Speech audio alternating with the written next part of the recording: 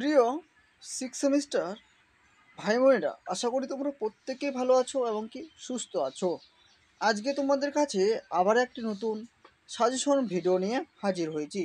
তো আজকের সাজেশন ভিডিওটি তাদের জন্য হতে চলেছে যারা পাস কোর্সে সোশিওলজি অর্থাৎ সমাজবিদ্যা বিষয়টি রয়েছে।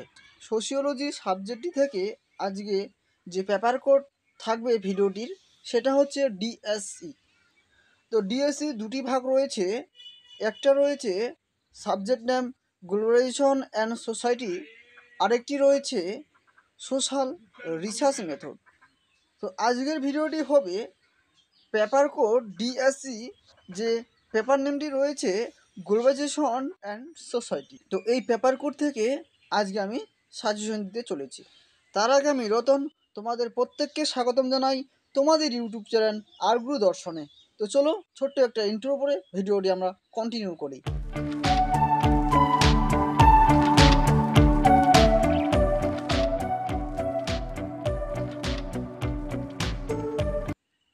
তো ফাইনালি আমরা এখন মূল ভিডিওতে পৌঁছে গেছি। তো যে সমস্ত ভাই বোনেরা ইউনিভার্সিটি অফ গৌড়বঙ্গের অধীনে যে কলেজগুলি রয়েছে, তোমরা সে সমস্ত কলেজগুলিতে সিক্স সেমিস্টারে পড়ছো এবং সোশিওলজি বিষয়টি রয়েছে। তো তোমরা ভিডিও শুরুতেই শুনতে পেলে সোশিওলজির কোন পেপারটি আজকের এই ভিডিও। তো চলো আমরা আর বেশি কথা না বলে সরাসরি সেই প্রশ্নগুলো দেখে নিব। তাছাড়া তোমাদের আরেকটি কথা বলে রাখি, তোমাদের যে প্রত্যেকটি প্রশ্নের মান কিন্তু 8 নম্বর থাকবে। তোমাদের 4টি প্রশ্ন পরীক্ষার মধ্যে লিখে আসতে হবে।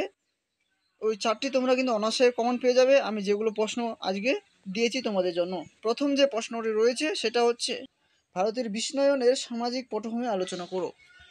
দ্বিতীয় যে প্রশ্নটি রয়েছে বিশ্বায়ন বলতে কী বোঝো, ভারতের অর্থনৈতিক ও সামাজিক ক্ষেত্রে বিশ্বায়নের প্রভাব আলোচনা করো।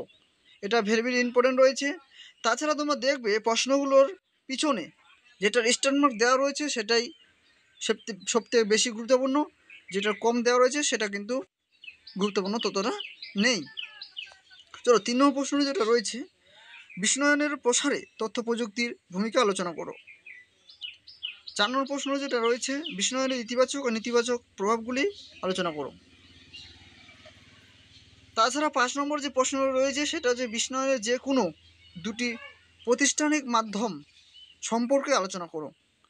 পরে যে প্রশ্নটি রয়েছে বেসরকারি সংস্থা বলতে কি বোঝো, এর লক্ষ্য ও উদ্দেশ্য আলোচনা করো।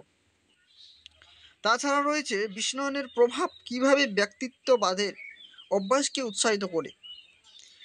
এছাড়া রয়েছে 8 নম্বর প্রশ্নটি তোমাদের জন্য অতি গুরুত্বপূর্ণ, সেটা হচ্ছে বিশ্বায়নের সম্পর্কিত বাস্তববাদী দৃষ্টিভঙ্গি আলোচনা করো।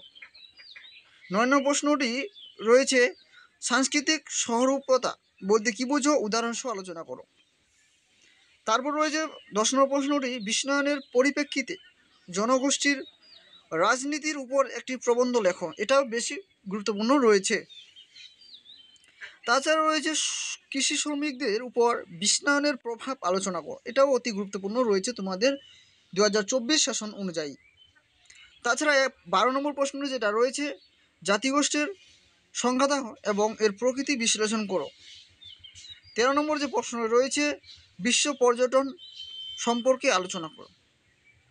তাছাড়া রয়েছে তোমাদের জন্য আরও, সেটা হচ্ছে ভারতের আদিবাসী জনগোষ্ঠীর দ্বারা পরিচালিত আন্দোলনগুলি সম্পর্কে একটি প্রবন্ধ লেখো।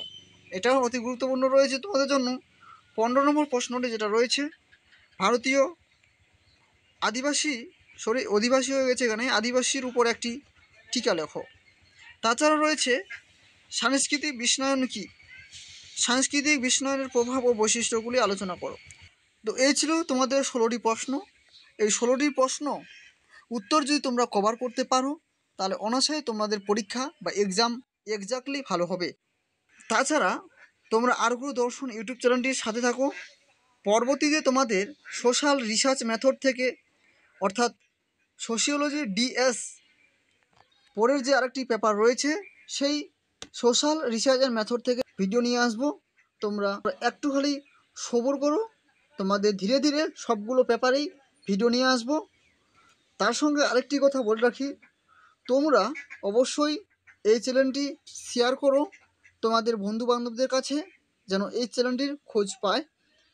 আর ভিডিওটি ভালো লাগলে অবশ্যই লাইক এবং কমেন্ট করতে ভুলবে না তোমাদের আরও কী কী সাবজেক্ট রয়েছে। তো চলো ভিডিওটি এখান থেকে পোস্ট করছি, দেখা হচ্ছে তোমাদের সঙ্গে অন্য কোনো এক নতুন ভিডিওতে।